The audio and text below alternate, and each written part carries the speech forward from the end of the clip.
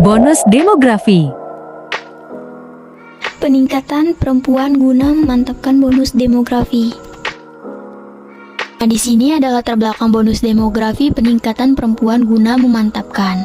Bonus demografi merupakan sebuah tantangan yang harus dijawab dan dipersiapkan oleh pemerintah untuk memanfaatkan struktur penduduk yang didominasi oleh kelompok usia produktif, yakni 15 hingga 64 tahun. Kondisi ini terjadi karena penurunan tingkat kelahiran secara konsisten dan angka harapan hidup penduduk yang terus meningkat. Kelompok usia produktif ini tentunya akan membawa dampak positif dalam memajukan bangsa dan negara apabila dimanfaatkan dengan sebaik-baiknya oleh pemerintah. Masyarakat dan seluruh stakeholder terkait bonus demografi memiliki 4 persyarat, yakni pertama, penduduk usia produktif harus berkualitas.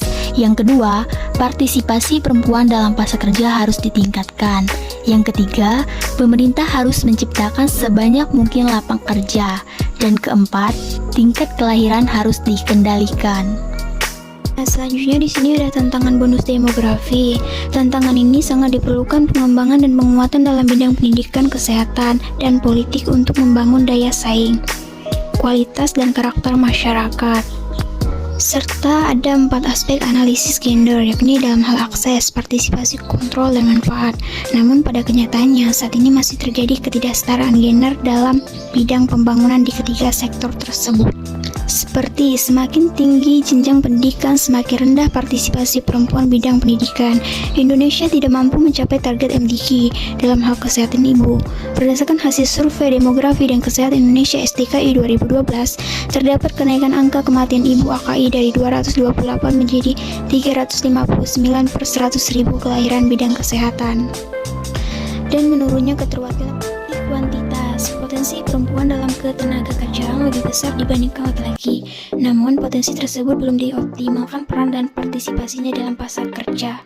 Pembangunan tenaga kerja belum memberikan kesempatan yang sama dalam hal akses, partisipasi, kontrol, dan manfaat, sehingga menghambat peran perempuan dalam pembangunan, ucapan Menteri Yohana. Menteri Yohana mengatakan pemerintah akan melakukan strategi guna memberikan perlindungan, pemenuhan hak, meningkatkan peran dan partisipasi perempuan di berbagai bidang pembangunan, serta mengoptimalkan bonus demografi.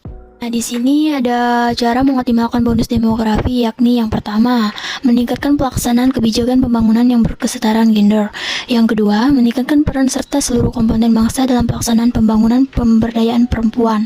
Selanjutnya yang ketiga, meningkatkan tingkat partisipasi angkatan kerja TPAK perempuan karena perempuan memiliki banyak potensi yang harus diberi akses lebih besar dan mempermudah akses ke dunia kerja. Nah, yang keempat, menjadi pelaku usaha mikro sebagai target pembangunan. Yang kelima, memperluas dukungan untuk pendidikan dan keterampilan.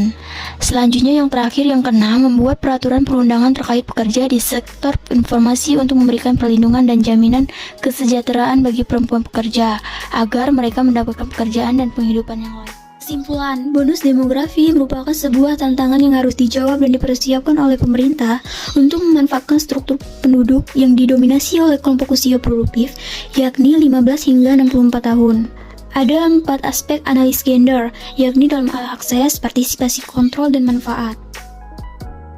Mengoptimalkan bonus demografi. Yang pertama, meningkatkan pelaksanaan kebijakan pembangunan yang berkesetaraan gender, meningkatkan peran serta seluruh komponen bangsa dalam pelaksanaan pembangunan pemberdayaan perempuan, meningkatkan tingkat partisipasi angkatan kerja.